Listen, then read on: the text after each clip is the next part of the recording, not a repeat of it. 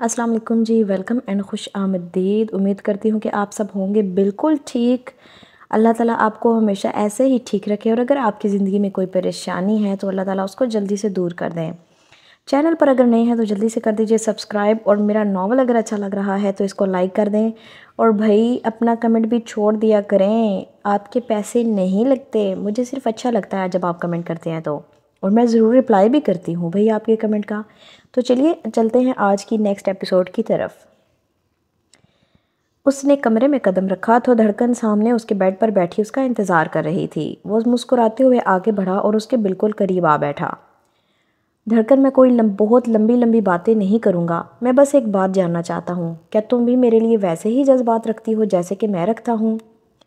یہ تو وہ جانتا تھا کہ وہ یہ شادی صرف اور صرف دادا سائیں اور احمد شاہ کے کہنے پر کر رہی ہے، لیکن صرف اپنے بزرگوں کے کہنے پر اپنی زندگی اس طرح سے تو کسی کے حوالے نہیں کر سکتی تھی نا۔ کیا اب بھی وہ کردم کو ویسا ہی سمجھتی ہے جیسا وہ اس کے آنے کے وقت تھا؟ مطلب مجھے آپ کی بات سمجھ نہیں آئی، دھڑکن نے اسے دیکھتے ہوئے پوچھا۔ اس میں نہ سمجھنے والی کون سی بات ہے دھڑکن؟ میں تم سے جاننا چاہتا ہوں کہ کیا تم اس شادی سے خوش ہو؟ کردم کو اس کے اس حد تک انجان بننے پر غصہ آنے لگا تھا۔ آپ کو نہیں لگتا کہ یہ سوال آپ نے ضرورت سے زیادہ جلدی پوچھ لیا ہے؟ اگر میرا جواب نہ ہوا تو کیا کریں گے آپ؟ خیر چھوڑیں ان باتوں کو، اب تو آپ کے ساتھ ہی گزارا کرنا ہے۔ کون سا ٹام کروزر مل جانا ہے مجھے؟ دھڑکن نے منہ بنا کر کہا۔ شکل ہے تمہاری ٹام کروزر والی۔ اس کے انداز نے کردم کو کافی ہلکا پھلکا کر دیا تھا۔ اس نے یہ تو نہیں کہا تھا کہ وہ اسے پسند کرتی ہے، مگر جسے وہ پسند کرتی تھی اس کے ساتھ اس کی شادی ناممکن تھی۔ شکل تو میری کردم شاہ والی بھی نہیں تھی، لیکن پھر بھی آپ گلے پڑ گئے ہو نا؟ دھڑکن نے اسی کے انداز میں حساب برابر کیا۔ سوری گائز، تھوڑا سا گلا خراب ہے۔ یہ صرف تم ہی ہو دھڑکن شاہ جو اتنا بولنے کی ہمت کرتی ہو۔ اگر تمہاری جگہ کوئی اور ہوتا تو اب تک اس کی 7 نسلیں معافی مانگ رہی ہوتیں۔ اب یہ نسل کیا ہوتا ہے؟ دھڑکن نے کنفیوز ہو کر پوچھا۔ یہ لفظ اس نے پہلے کبھی نہیں سنا تھا، جبکہ اس کے پوچھنے پر کردم بے اختیار مسکرایا۔ اب تو اسے ساری زندگی دھڑکن کو اپنی باتوں کا مطلب سمجھانا تھا۔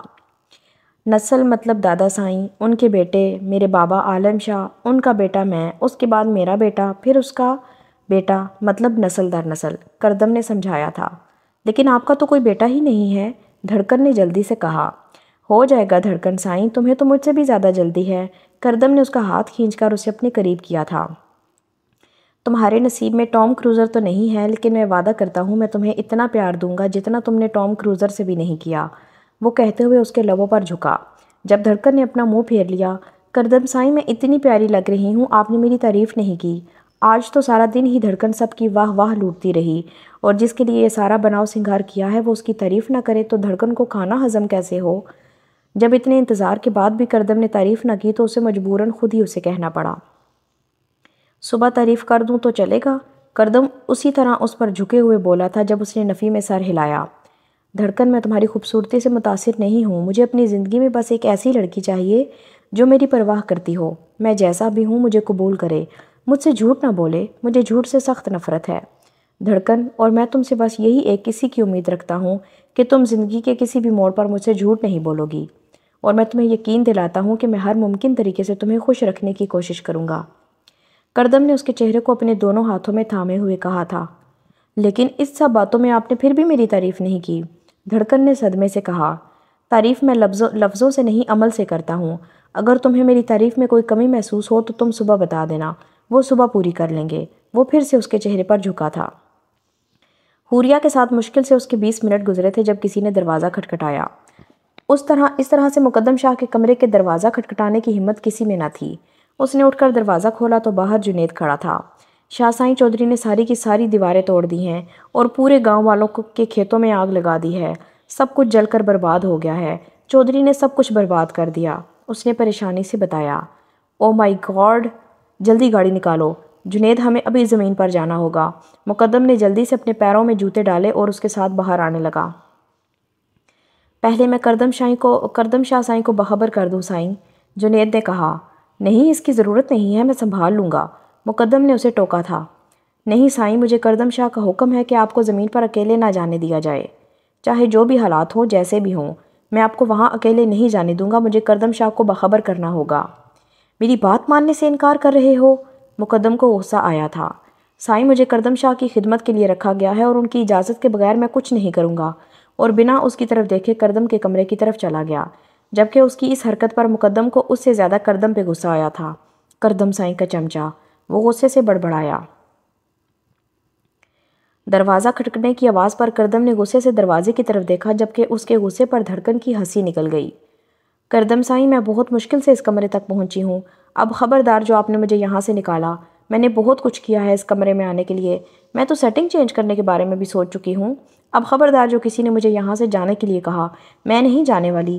ایک تو اتنی دعائیں مانگ کے یہ بڑا کمرہ ملا ہے، اور اب جب یہاں آتی ہوں کوئی نہ کوئی مصیبت آ ٹپکتی ہے۔ میں پہلے بتا رہی ہوں، اس بار رخصتی واپس لی گئی تو آپ جائیں گے میرے کمرے سے، میں تو یہیں رہوں گی۔ دھڑکن نے اسے اپنا ارادہ بتاتے ہوئے کہا تو کردم اس کے انداز میں مسکرایا۔ دھڑکن سائیں، اب تو میں تمہیں خود سے ویسے بھی دور نہیں جانے دوں گا، کردم نے کہتے ہوئے دروازہ کھولا۔ جنید اسے باخبر کرنے آیا۔ اسے افسوس اپنے نقصان پر نہیں بلکہ گاؤں والوں کے نقصان پر ہو رہا تھا۔ اگر سارے کھیت جل گئے تو گاؤں والے کیا کریں گے؟ کردم سوچتے ہوئے مقدم کے ساتھ اس زمین پر جانے کے لیے نکلا۔ کھیت سب کے سب جل چکے تھے، کردم اور مقدم دونوں ہی بہت پریشان تھے۔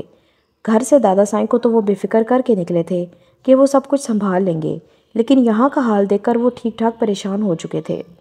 یہ سارے کھیت گاؤں والوں کی سال بھر کی محنت تھی، اس سال انہیں یہی اناج سارا سال کھانا تھا۔ ہر کھیت میں کسان کی محنت نظر آتی تھی، لیکن اس وقت سارے کے سارے کھیت صرف راکھ کا ڈھیر بن چکے تھے۔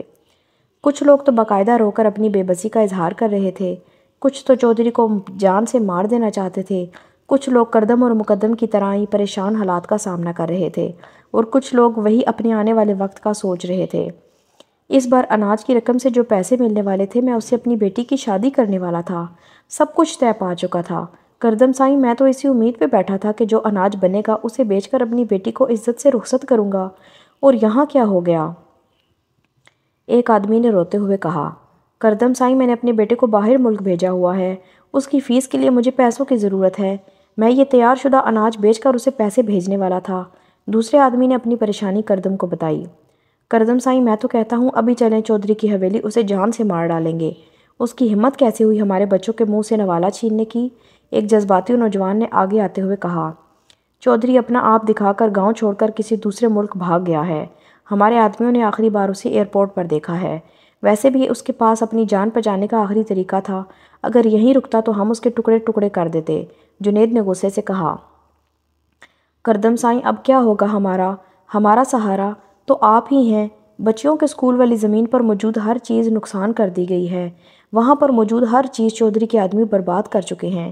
کردم سائیں، اب کیا ہوگا؟ ہمارے ساتھ ہی یہ سب کچھ کیوں ہوا؟ ہم نے کسی کا کیا بگاڑا ہے؟ گاؤں کے ہر فرد کی زبان پر صرف کردم کا نام تھا۔ مقدم تو ایسے معاملوں میں کبھی پڑتا ہی نہ تھا، لیکن آج گاؤں والوں کی امید بھری نظروں نے اسے یہ بات سمجھا دی تھی کہ کردم ان سب کے لیے بہت اہمیت رکھتا ہے، وہ ان سب کے لیے امید کا آخری دیا ہے۔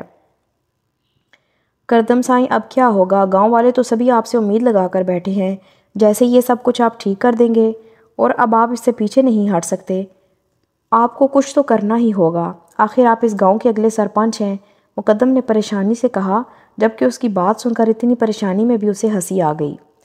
دادا سائیں گاؤں کا اگلا سرپنچ چننے کے لیے ان کا آپس میں مقابلہ کروا رہے تھے، اور یہاں مقدم صاف لفظوں میں کہہ رہا تھا کردم ہی اگلا سرپنچ بنے گا۔ اسے اس میں کوئی دلچسپی نہ تھی، اور نہ ہی اس معاملے میں وہ اسے مقابلے پر اترتا تھا، اور گاؤں والوں نے کردم سے ساری امیدیں جوڑی تھیں۔ مقدم کو یقین تھا گاؤں والوں کے لیے اگلا سرپنچ کردم ہی بہتر رہے گا۔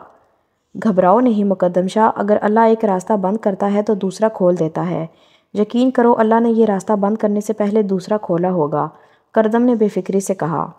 مطلب کہ آپ کو اس بات سے کوئی ٹینشن نہیں ہے؟ ان پریشان حالات میں بھی مقدم اس کا بے فکر انداز دیکھ کر کافی متاثر ہوا تھا۔ کردم اس وقت صرف اپنی آنے والی اگلی صبح کے بارے میں سوچ رہا تھا، جبکہ اس کا دھیان مقدم کے سینے پر سرخ نشان پر پڑا، جو کبھی مقدم کے سینوں کے بیچوں بیچ آتا اور کبھی مقدم کے ہلنے پر ادھر ادھر ہو جاتا۔ سیکنڈ سے بھی کم وقت لگا تھا کردم کو اس نشان کی وجہ جاننے میں، جب کردم نے ایک زوردار دھکا مقدم کو دیا اور لڑکھڑاتے ہوئے اس کی جگہ پر آ گیا، اور بندوق کی گولی اس کے سینے کے آر پار ہو چکی تھی۔ کردم شاہ پر کسی نے گولی چلائی، یہ بات گاؤں میں آگ کی طرح پھیلی تھی۔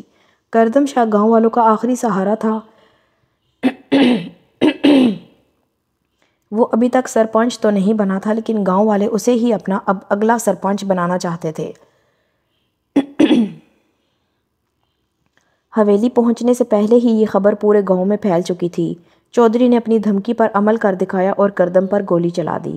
گولی کردم کے سینے کے بیچوں بیچ لگی تھی۔ مقدم نے پہلی بار ہوش سے کام لیتے ہوئے اسے 15 منٹ سے بھی کم وقت میں ہسپتال پہنچایا تھا، جبکہ گاؤں سے شہر پہنچنے کے سفر میں کردم نے غنودگی کی حالت میں مقدم سے بس اتنا ہی کہا تھا کہ اگر مجھے کچھ ہو گیا تو تم گاؤں والوں کا سہارا بننا۔ گاؤں والوں کو ہم سے بہت امیدیں ہیں، نہ جانے کتنے ہی سالوں سے یہ گاؤں بسائے ہوئے ہیں۔ جبکہ مقدم کو صرف اور صرف اس کی جان کی فکر تھی۔ کوئی کچھ بھی کہے، لیکن مقدم سمجھ چکا تھا کہ گولی کردم پر نہیں بلکہ مقدم پر چلائی گئی تھی۔ وہ جو کوئی بھی تھا کردم کا نہیں بلکہ مقدم کا دشمن تھا۔ کردم نے اس کے لیے اپنی جان پر کھیل دیا۔ وہ اس کا بھائی تھا، اس کا سہارا تھا۔ اس کے لیے وہ کچھ بھی کر سکتا تھا، لیکن اپنی جان دے سکتا تھا، یہ تو مقدم نے کبھی سوچا بھی نہیں تھا، نہ ہی کبھی چاہا تھا۔ مقدم نے آندھی کی سپیڈ سے گاڑی چلاتے ہوئے اسے ہسپتال پہنچایا۔ ہسپتال کے تقریباً سبھی لوگ شاہ سائیں کو جانتے تھے، جس کی وجہ سے قانون اور پولیس وغیرہ کو شامل کیے بغیر ہی کردم کو آپریشن تھیٹر میں شفٹ کر دیا گیا تھا۔ دادا سائیں کو جیسے ہی خبر ملی تھی، وہ احمد شاہ کے ساتھ فوراً شہر کے لیے روانہ ہو چکے تھے، جبکہ نازیہ پریشانی سے ادھر ادھر ٹہل رہی تھی۔ کردم کی حالت کا سوچ کر عائشہ پھوٹ پھوٹ کر رو رہی تھی، جبکہ حوریہ جائے نماز پر بیٹھی اپنے بھائی کی زندگی کے لیے دعائیں مانگ رہی تھی۔ دھڑکن مسلسل مقدم کو فون کرنے کی کوشش کر رہی تھی، لیکن نہ جانے کیوں اس کا فون نہیں لگ رہا تھا۔ جب پھپھو سائیں وہاں آئیں، دیکھ لی اپنی کالی قسمت، پہلے تمہارا نکاح کیا اپنے بھتیجے کے ساتھ تو وہ بیچارہ پورے گاؤں میں بدنام ہو کر رہ گیا، اور اب تجھے بہا کر اس کے کمرے میں لے کر آئے تو منحوس کو تو اس کی جان پر بن گئی۔ ان کی باتوں نے دھڑکن کی روح تک ہلا دی تھی۔ وہ اس سے اس طرح سے بات کیسے کر سکتی تھی؟ اگر کردم ان کا بھتیجا تھا تو دھڑکن کا شوہر تھا۔ ان کی باتیں سن کر دھڑکن کو رونا آنے لگا۔ وقت تو ایسا تھا کہ سب کو ایک دوسرے کا ساتھ دینا چاہیے، اور پھپھو سائیں تھی اس کی قسمت کو کالا اور اسے منحوس کہہ رہی تھی۔ یہ تیری شکل کتنی معصوم ہے نا، اتنا ہی کالا نصیب ہے تیرا۔ آج تو میرے بھتیجے کے ساتھ جوڑی گئی تو تیرا یہ نصیب میرے بھتیجے کو کبھی سکون کا سانس نہیں لینے دے گا۔ کان کھول کر سن لے دھڑکن، اگر میرے بھتیجے کو کچھ بھی ہوا تو میں تیری جان لے لوں گی۔ یہ جو کچھ بھی ہوا ہے تیری وجہ سے ہوا ہے، تیری کالی قسمت کی وجہ سے ہوا ہے۔ پہلے یہاں آ کر میری بچی کا نصیب کھا گئی، اور اب کردم تیری منحوسیت میرے کردم کی زندگی پر آ بنی ہے۔ پھپھو سائیں یہ آپ کیا کہہ رہی ہیں؟ سویرا نے کمرے سے نکلتے ہوئے ان کی بات سنی تو غصے سے بولی، کون سے زمانے کی عورت ہیں آپ؟ کون سے زمانے کی باتیں کر رہی ہیں آپ؟ آج کے زمانے میں یہ منحوسیت، کالی قسمت کچھ نہیں ہوتا۔ ہر انسان صرف اپنا نصیب جیتا ہے، اسے کسی دوسرے کے نصیب سے کوئی تعلق نہیں ہوتا۔ اور دھڑکن سے کس طرح بات کر رہی تھی آپ؟ دھڑکن بیوی ہے کردم لالا کی، اور میری بہن منحوس نہیں ہے، اور کچھ نہیں ہوگا کردم لالا کو دھڑکن کی وجہ سے۔ ہاں لیکن آپ کی ان باتوں سے البتہ تکلیف ضرور ہوگی انہیں۔ سویرا نے روتی ہوئی دھڑکن کو اپنے ساتھ لگایا اور اسے اپنے کمرے میں لے گئی۔ دھڑکن جب سے کمرے میں آئی تھی بس روئے جا رہی تھی۔ کیا کردم پر یہ مصیبت اس کی وجہ سے آئی تھی؟ کیا وہ سچ میں منحوس تھی؟ اپنے آپ کو منحوس تصور کرتے ہوئے وہ پھوٹ پھوٹ کر رونے لگی۔ سویرا اسے سمجھا کر ہلکان ہو گئی تھی، لیکن نہ تو اس نے رونا بند کیا اور نہ ہی اس کی بات سمجھنے کی کوشش کی۔ نہیں دیدا، پھپھو سائیں بالکل ٹھیک کہتی ہیں، میں ہی منحوس ہوں۔ میں جب سے ان کی زندگی میں آئی ہوں ضرور کچھ نہ کچھ برا ہو رہا ہے۔ میری ذات سے انہیں کوئی خوشی نصیب نہیں ہوئی۔ ایک تو زبردستی ان کی زندگی میں شامل کر دی گئی۔ آپ کو پتہ ہے اگر دادا سائیں اور بابا سائیں کی مرضی نہ ہوتی تو وہ کبھی مجھ جیسی لڑکی سے شادی نہ کرتے۔ مجھے زبردستی ان کی شادی اس زندگی میں شامل کر دیا گیا۔ کیا پتہ وہ عائشہ دیدہ کے لیے جذبات رکھتے ہوں۔ وہ ان کی بچپن کی منگیتر تھی، ان کی شادی ہونے والی تھی ان کے ساتھ۔ کیا کردم سائیں نے کبھی ان کے بارے میں سوچا بھی نہ ہوگا؟ اس نے سویرا کی جانب دیکھتے ہوئے پوچھا۔ دھڑکن تمہیں کیا لگتا ہے اس گھر میں کوئی بھی کردم لالا کے ساتھ کسی قسم کی کوئی زبردستی کر سکتا ہے؟ کیا انہیں کسی کام کے لیے مجبور کر سکتا ہے؟ اس حویلی میں تو کیا اس پورے گاؤں میں کردم سائیں کی حکومت چلتی ہے، اور تمہیں لگتا ہے کہ انہیں اس رشتے کے لیے مجبور کیا گیا ہے؟ آئی ایم سوری دھڑکن، لیکن مجھے نہیں لگتا کہ کردم لالا کو کوئی بھی مجبور کر سکتا ہے۔ ہاں لیکن وہ جسے چاہے اسے مجبور بھی کر سکتے ہیں اور اپنی بات بھی منوا سکتے ہیں، اور ان پر یہ مصیبت تمہاری وجہ سے نہیں آئی، ان کے بہت دشمن ہیں۔ کسی دشمن نے ہی دشمنی نکالتے ہوئے یہ کیا ہوگا۔ تم ان سب باتوں کو دل سے نکال کر فی الحال صرف اور صرف ان کی زندگی کی دعائیں مانگو۔ ڈاکٹر نے ان کی حالت بہت نازک بتائی ہے۔ جانتی ہو دھڑکن، اللہ محبت کرنے والوں کی دعائیں قبول کرتا ہے۔ تم بھی ان کے لیے دعائیں مانگ کر اپنی محبت کو ثابت کرو، اور یقین کرو اگر تمہاری دعا قبول ہوگی نا تو تم سے زیادہ کردم لالا سے محبت نہیں کرتا ہوگا کوئی، جس طرح سے انہوں نے تمہیں کیٹی دے کر یہ ثابت کیا کہ وہ تم سے محبت کرتے ہیں۔ سویرا نے اسے پیار سے سمجھاتے ہوئے کہا، دھڑکن، کیا کردم لالا کی باتوں سے تمہیں اس بات کا کبھی احساس نہیں ہوا کہ وہ تمہیں چاہتے ہیں؟ وہ جس طرح سے تمہارے لیے پسند کا گفٹ ڈھونڈ رہے تھے وہ کچھ ایسا چاہتے تھے جو تمہیں پسند آئے۔ یقین کرو اس دن میں نے ان کی آنکھوں میں تمہارے لیے محبت دیکھی تھی۔ شاید وہ اظہار کرنے کے لیے لفظوں کا سہارا نہ لیں، لیکن یقین کرو تم دونوں کے بیچ میں محبت کا رشتہ ہے۔ ڈاکٹر کیسا ہے میرا پوتا؟ جیسے ہی آپریشن تھیٹر سے ڈاکٹر باہر آیا، دادا سائیں نے کھڑے ہوتے ہوئے اس کا راستہ روک لیا۔ دیکھیں جناب، ہم کوشش کر رہے ہیں، آگے اللہ کی مرضی۔ دعائیں مانگے، زندگی اور موت اللہ کے ہاتھ میں ہے۔ گولی سینے کے بیچوں بیچ لگی ہے، ہم اپنی طرف سے پوری کوشش کر رہے ہیں کہ ہم ان کی جان بچا لیں، آگے اللہ کی مرضی۔ ڈاکٹر نے کوئی امید نہ دلائی اور آگے بڑھ گیا، جبکہ اس کی بات سن کر دادا سائیں ایک بار پھر سے بے بسی سے اسی چیئر پہ آ بیٹھے جب جنید بھاگ کر ان کے لیے پانی لے آیا۔ مقدم نے جنید کے ہاتھ سے پانی لیتے ہوئے ان کے لبوں سے لگایا، دادا سائیں آپ پانی پئیں، اللہ بہتر کرے گا، آپ کی طبیعت خراب ہو رہی ہے، آپ گھر جائیں، میں یہیں رکوں گا، سب سنبھال لوں گا۔ نہیں مقدم سائیں، جب تک کردم سائیں ٹھیک نہیں ہو جاتے میں یہاں سے کہیں نہیں جاؤں گا، مجھے آرام کی نہیں اپنے دونوں پوتوں کی ضرورت ہے، دادا سائیں انکار کرتے ہوئے بولے۔ دادا سائیں سمجھنے کی کوشش کریں، آپ کی طبیعت خراب ہو رہی ہے، میں یہی ہوں، کردم کو کچھ نہیں ہوگا، مقدم نے سمجھانا چاہا۔ ضد نہ کریں مقدم سائیں، گھر جا کر بھی ان کا دھیان یہی رہے گا، احمد شاہ نے سمجھاتے ہوئے کہا۔ جبکہ احمد شاہ کی بات سن کر بھی مقدم آگے سے کچھ نہ بولا۔ مقدم سمجھ ہی سکتا تھا کہ ان کے دونوں پوتوں میں ان کی جان بسی ہے۔ کردم کو اس حالت میں چھوڑ کر وہ کہیں نہیں جا سکتے تھے، اسی لیے مقدم نے بھی مزید ضد نہ کی۔ یا اللہ جی، پلیز میرے کردم سائیں کو بچا لیں، انہیں کچھ نہیں ہونا چاہیے، اگر انہیں کچھ ہو گیا تو میرا کیا ہوگا؟ اللہ جی، میں نے ان کے خلاف آپ سے جو بھی باتیں کیں وہ سب غلط تھیں، وہ بالکل بھی برے نہیں ہیں، بہت اچھے ہیں، بس تھوڑا غصہ کرتے ہیں، میں مانتی ہوں، میں نے آپ سے ان کی شکایت لگائی تھی، لیکن میں نے ان کے لیے اتنا برا تو کبھی نہیں چاہا تھا، وہ مجھے ڈانٹتے تھے، غصہ کرتے تھے، لیکن اب نہیں کرتے اللہ جی، پہلے کیا کرتے تھے۔ اللہ جی، اگر یہ سب کچھ میری شکایتوں کی وجہ سے ہوا ہے تو پلیز ان کو بچا لیں، ان کی کوئی غلطی نہیں ہے۔ بابا سائیں تو کہتے ہیں کہ وہ میرے صاحباں ہیں، اگر انہیں کچھ ہو گیا تو میرا اس دنیا میں کوئی سہارا نہیں ہوگا، اللہ جی پھر میں کس کے سہارے جیوں گی؟ وہ جائے نماز پر بیٹھی مسلسل روتے ہوئے دعائیں مانگ رہی تھی۔ اللہ جی، آئی پرومس میں تب تک ان کے سامنے نہیں آؤں گی جب تک وہ بالکل ٹھیک نہیں ہو جاتے، پلیز آپ انہیں ٹھیک کر دیں، میں ان کو کوئی شکایت نہیں کروں گی اور نہ کبھی تنگ کروں گی، پلیز انہیں کچھ مت کیجیے گا۔ آنسو اب سسکیوں کی آواز اختیار کر چکے تھے، وہ اب بھی مسلسل دعائیں مانگ رہی تھی، اب نہ جانے اس کی یہ دعائیں قبول ہونی تھی یا نہیں، لیکن وہ اپنا فرض ادا کر رہی تھی، اپنے محرم کو اپنے خدا سے مانگ رہی تھی۔ ڈاکٹر نرم سی مسکراہٹ ہونٹوں پہ جمائے آپریشن تھیٹر سے باہر نکلا۔ مبارک ہو، آپریشن کامیاب ہو گیا ہے، یہ کیس ہمارے لیے بہت مشکل ثابت ہوا ہے، اگر گولی صرف 1 انچ کے فاصلے سے لگتی تو یقیناً ان کا دل چھڑ کر دیتی، وہ تو اللہ کا کرم ہے کہ ہم آپریشن میں کامیاب رہے، انہیں 24 گھنٹے میں ہوش آ جائے گا، اس کے بعد 7 دن وہ یہیں ہیں، ہسپتال میں رہیں گے، اور اس کے بعد ہی ہمیں انہیں کہیں شفٹ کرنے کے بارے میں سوچیں گے، اگر کنڈیشن اچھی ہوئی تو آپ 7 دن کے بعد انہیں واپس لے جائیے گا، ورنہ انہیں مزید یہیں رکنا ہوگا۔ ڈاکٹر خوشخبری سناتے ہوئے آگے بڑھ چکا تھا۔ دادا سائیں ساری رات اسی ایک چیئر پر بیٹھے رہے، لیکن اس خوشخبری نے ان کی ساری تھکاوٹ دور کر دی تھی، ان کا پوتا ٹھیک تھا، یہ خبر ان کے لیے جنت کی ہوا جیسی تھی۔ دادا سائیں اب تو آرام کر لیں، مقدم نے جیسے منت کی تھی۔ سنا آپ نے ڈاکٹر نے کیا کہا؟ کردم سائیں اب ٹھیک ہیں، انہیں 24 گھنٹے میں ہوش آ جائے گا، اب آپ آرام کریں، آپ کو بھی آرام کی ضرورت ہے، اور جنید تمہیں بھی، اس نے جنید کی طرف دیکھتے ہوئے کہا جو ساری رات کردم کے دروازے کے باہر کھڑا تھا۔ وہ کہنے کو تو کردم کا صرف ایک ملازم تھا، لیکن اسے اتنی محبت کرتا تھا کہ اس نے ساری رات بیٹھنے کی زحمت بھی نہ کی۔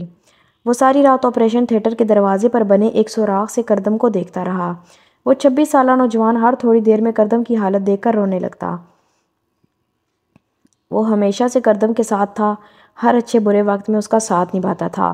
آج سے پہلے وہ مقدم کو کبھی اتنا کمزور نہ لگا۔ اس واقعے کے بعد مقدم خود بھی ہمت ہار رہا تھا، لیکن اسے پتہ تھا اگر وہ یہاں کمزور پڑ گیا تو آگے بہت مشکل ہوگی۔ یہاں مقدم کو ثابت قدم رہنا تھا، اسے بہت سارے لوگوں کا سہارا بننا تھا، اور یہ بھی پتہ کرنا تھا کہ آخر کردم پر گولی چلانے والا کون ہے، کیونکہ یہ تو وہ جان چکا تھا کہ جو کوئی بھی تھا وہ کردم کا نہیں بلکہ اس کا اپنا دشمن تھا۔ لیکن چودھری کی نہ تو اتنی ہمت تھی اور نہ ہی اتنی اوقات کہ وہ مقدم پر حملہ کرواتا۔ یہ کسی اور کا کام تھا، لیکن کس کا، اب یہ مقدم کو جاننا تھا۔ دادا سائیں جب سے گھر واپس آئے تھے، کردم کے نام کے جانور صدقے دیے جا رہے تھے۔ کردم بہت بڑے حادثے سے بچ گیا تھا۔ یہ بات دادا سائیں کے لیے ایک نئی زندگی جیسی تھی۔ کردم کی حالت دیکھ کر وہ بہت پریشان ہو چکے تھے۔ اب تو جب تک کردم واپس نہیں آ جاتا، تب تک انہوں نے یہ صدقوں کا سلسلہ جاری رکھنا تھا۔ یہ بات مقدم جانتا تھا۔ مقدم اب بھی ہسپتال میں تھا، وہ واپس نہیں آیا تھا۔ تقریباً سبھی لوگ ہسپتال سے گھر واپس آ چکے تھے۔ جنید کو بھی مقدم نے زبردستی بھیجا تھا۔ وہ واپس آنے کا نام نہیں لے رہا تھا۔ مقدم جانتا تھا کہ جنید جیسے وفادار لوگوں کی ضرورت انہیں آگے بھی بہت پڑے گی۔ دادا سائیں نے تو مقدم کو بھی آرام کرنے کے لیے کہا تھا، لیکن وہ نہیں مانا۔ اس نے کہا تھا کہ وہ جنید کے واپس آنے کے بعد ہی جائے گا۔ اس وقت جنید کے علاوہ اور کسی پر یقین نہیں کر سکتا تھا، اور کردم کو اس حالت میں اکیلے ہسپتال چھوڑ کر جانا اس کے لیے بہت مشکل تھا، جبکہ اسے یقین تھا جنید اس وقت آرام کرنے کی بجائے کردم پر حملہ کرنے والے کے بارے میں پتہ کروا رہا ہوگا۔ چٹاخ، تمہاری ہمت کیسے ہوئی میرے بھانجے پر گولی چلانے کی؟ میں نے مقدم شاہ کا قتل کرنے کے لیے کہا تھا۔ کردم پر گولی چلانے کی ہمت کیسے ہوئی تمہاری؟ ملک پاگلوں کی طرح اسے پیٹ رہا تھا۔ کردم کی حالت سوچتے ہوئے اس کے رونگٹے کھڑے ہو گئے تھے۔ وہ اس کی بہن کا بیٹا تھا، وہ کیسے اس پر گولی چلا سکتا تھا؟ اسے اپنی بہن سے ویسی محبت نہیں تھی جیسی وہ بچپن سے کرتا رہا تھا۔ اس کی بہن نے اسے دھوکہ دیا تھا، اسے پورے گاؤں کے سامنے شرمندہ کیا تھا، لیکن یہ بھی سچ تھا کہ خون کے ساتھ خون دھویا نہیں جا سکتا۔ کردم کو دیکھتے ہوئے اس کا خون بھر جاتا تھا۔ وہ اس کا بھانجا تھا، اگر اس کا کوئی بیٹا ہوتا تو کردم سائیں جتنا ہوتا۔ وہ اس سے بالکل اپنے بیٹوں جیسی محبت کرتا تھا، لیکن وہ اس بات سے بھی بے خبر نہ تھا کہ کردم سائیں اس سے کس حد تک نفرت کرتا ہے۔ سائیں مقدم شاہ کو یقین ہے کہ یہ گولی ان پر چلی ہے، اب وہ اس بارے میں ضرور پتہ کریں گے، اور اگر انہیں یہ پتہ چل گیا کہ یہ سب کچھ آپ نے کروایا ہے تو آپ کی بیٹی آپ سے نفرت کرنے لگے گی اور آپ کی بات مان کر آپ کے پاس نہیں آئے گی، اس کے وفادار آدمی نے سمجھاتے ہوئے کہا۔ نہیں وسیم، ایسا نہیں ہو سکتا، میں یہ نہیں ہونے دے سکتا۔ مجھے میری بیٹی واپس چاہیے۔ اپنی بیٹی کو یہاں لانا چاہتا ہوں میں، اسے مقدم شاہ سے آزادی دلوانا چاہتا ہوں۔ یہ بات مقدم کو کبھی پتہ نہیں چلنی چاہیے کہ اس پر گولی چلانے والا میں تھا، ورنہ اس سے میری بیٹی مجھ سے اور زیادہ دور چلی جائے گی، اور یہ بات میں برداشت نہیں کر سکتا۔ وہ بے چینی سے ادھر ادھر ٹہل رہا تھا۔ اس وقت رات کا تقریباً 1 بج رہا تھا۔ مقدم وہیں کردم کے کمرے میں تھا، اسے ابھی تک ہوش نہیں آیا تھا۔ مقدم کا فون کردم کے دھکا مارتے ہوئے وہیں گر گیا تھا، جسے اٹھانے کا اسے بالکل وقت نہ ملا۔ اسے یقین تھا حوریہ اور دھڑکن بہت پریشان ہوں گی اور اسے بہت بار فون کر چکی ہوں گی۔ ڈاکٹر نے کردم کی حالت اب تسلی بخش بتائی تھی۔ مقدم نے آنکھیں بند کی تو 2 راتوں سے جاگا ہوا تھا، اسے نیند نے آ لیا۔ ابھی تھوڑی دیر ہوئی تھی جب کسی نے دروازہ کھٹکھٹایا۔ مقدم کی آنکھ فوراً ہی کھل گئی تھی۔ جنید کو سامنے دیکھ کر وہ مسکرایا۔ اس نے سوچ بھی کیسے لیا تھا کہ اس کا کردم سائیں ہسپتال میں ہے اور وہ آرام سے سو رہا ہوگا۔ آؤ جنید بیٹھو، اس نے جنید کو کہا تھا۔ وہ جانتا تھا کردم کو ٹھیک دیکھ کر وہ بھی مقدم جتنا ہی خوش ہے۔ نہیں سائیں، آپ جائیں، آرام کریں، اب میں آ گیا ہوں نا، میں کردم سائیں کے ساتھ رہوں گا۔ اور سائیں میں نے پتہ کر لیا ہے چودھری یہاں سے بھاگ کر کہاں گیا ہے۔ کردم سائیں کی طبیعت ذرا سنبھل جائے تو اس کا علاج کرتے ہیں، چھوٹے چھوٹے ٹکڑے کر کے چیل کموں کے حوالے کر دیں گے، وہ غصے سے بولا تھا۔ نہیں جنید، میں بالکل ٹھیک ہوں، تم جاؤ آرام کرو، ابھی شام میں ہی تو گئے تھے تم اور اب واپس آ گئے ہو۔ میں نے کہا نا آج میں رکوں گا، کل تم رک جانا۔ اور اس نے چودھری والی بات کو مکمل نظر انداز کر دیا تھا، کیونکہ وہ سمجھ چکا تھا کہ چودھری نے صرف کھیت میں آگ لگائی ہے، باقی سب کچھ کسی اور نے کیا ہے۔ نہیں سائیں، آج رات میں رکوں گا، اگر آج کی رات میں گھر پہ آرام سے سو گیا نا تو میری وفاداری مجھے کبھی معاف نہیں کرے گی کہ میرے سائیں تکلیف میں تھے اور میں سو رہا تھا۔ اس کی بات سن کر وہ بے ساختہ مسکرایا تھا۔ اسے دیکھ کر مقدم کو کبھی نہیں لگا تھا کہ وہ پڑھا لکھا نوجوان ہے، وہ اسے ہمیشہ سے کردم کا چمچہ کہہ کر بلاتا تھا۔ ٹھیک ہے، تم یہیں پر رکو، میں گھر جاتا ہوں، ویسے بھی 2 دن سے کپڑے پہنے ہوئے ہیں، شاید زندگی میں اتنا گندا کبھی رہا ہوں۔ مقدم نے مسکراتے ہوئے اپنی بے بسی بیان کی اور اس کے ہاتھ سے چابی لے کر حویلی کے راستے چلا گیا، کیونکہ وہ جانتا تھا اگر مقدم گھر نہ بھی آیا تو جنید نے آرام نہیں کرنا۔ جنید وہیں کردم کے ساتھ کرسی رکھ کر بیٹھ گیا۔ سائیں آپ جلدی سے ٹھیک ہو جائیں، پھر دیکھنا میں چودھری کا کیا حال کرتا ہوں، ٹکڑے ٹکڑے کروں گا، بلکہ ٹکڑے نہیں کروں گا، آگ لگا کے مار دوں گا اسے۔ وہ اس کے قریب بیٹھا جذباتی انداز میں بول رہا تھا۔ اگر کردم ہوش میں ہوتا تو اس کے انداز پر ضرور مسکرا دیتا۔ اس نے خاموشی سے کمرے میں قدم رکھا۔ حویلی سنسان تھی اور بالکل حویلی کی طرح اس کا کمرہ بھی سنسان تھا۔ حوریہ بیڈ پر لیٹی شاید گہری نیند میں تھی۔ 2 دن کے بعد اپنے دل کے قرار کو دیکھ کر وہ بے ساختہ اس کے قریب آ کر اس کا ماتھا چوم چکا تھا۔ آئی مس یو سو مچ۔ وہ اس کے کان میں گنگناتے ہوئے اس کے کان کی لو کو چومتا اٹھ کر نہانے چلا گیا۔ واپس آیا تو وہ ابھی بھی بالکل ویسے ہی سو رہی تھی۔ اس کے چہرے پر آج مسکراہٹ نہ تھی۔ جس دن اس کا دل اداس ہوتا تھا اس دن اس کے چہرے پر مسکراہٹ نہیں ہوتی تھی۔ شاید کردم کی حالت کی وجہ سے وہ بھی بہت پریشان تھی۔ وہ آرام سے اس کے قریب آ کر لیٹ گیا اور اس کا ہاتھ تھام کر اپنے سینے پر رکھا۔ یہ لڑکی اس کا سکون تھی، اس کے بغیر جینے کے بارے میں وہ کبھی سوچ بھی نہیں سکتا تھا۔ اسے اپنے قریب محسوس کرتے ہوئے اسے نیند آنے لگی۔ مقدم نے مسکراتے ہوئے اپنی آنکھیں بند کی۔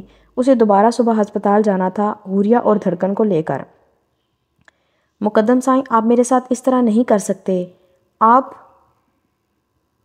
کو پتہ ہے نا میں آپ سے کتنی محبت کرتی ہوں۔ آپ بھی تو مجھ سے محبت کرتے تھے۔ آپ مجھے چھوڑ کے نہ جائیں، میں مر جاؤں گی۔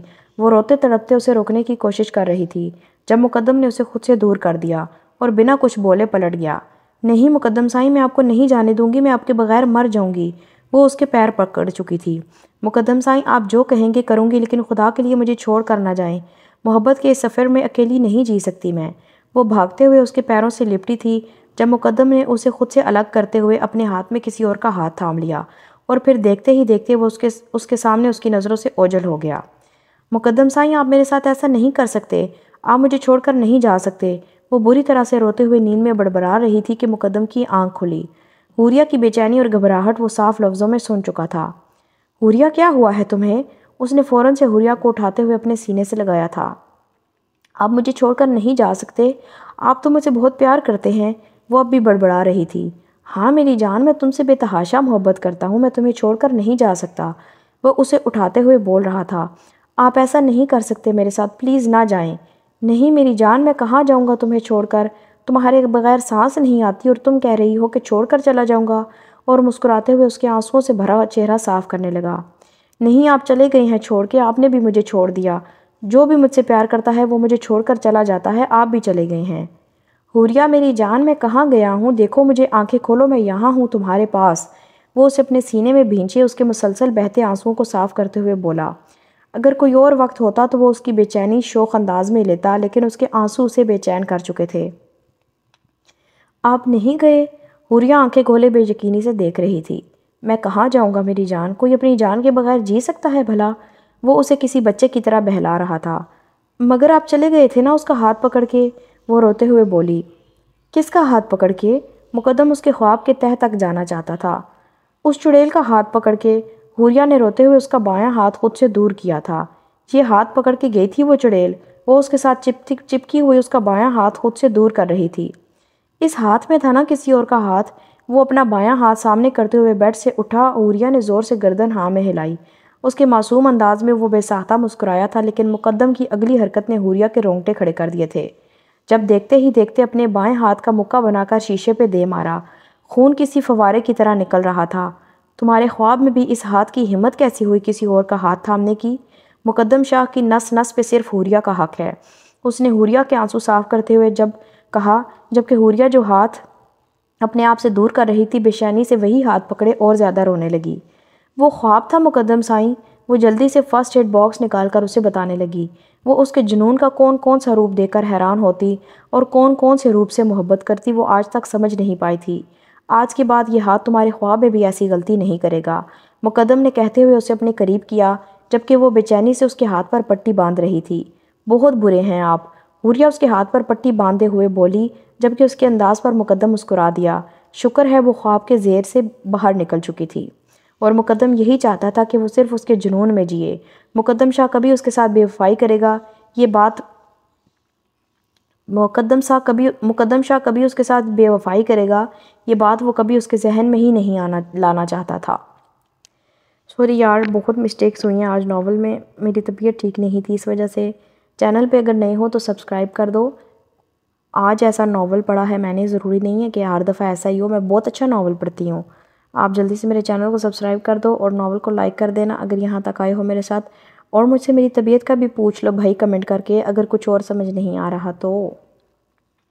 نیکسٹ ایپیسوڈ میں دوبارہ ملاقات ہوگی، تب تک کے لیے اللہ حافظ۔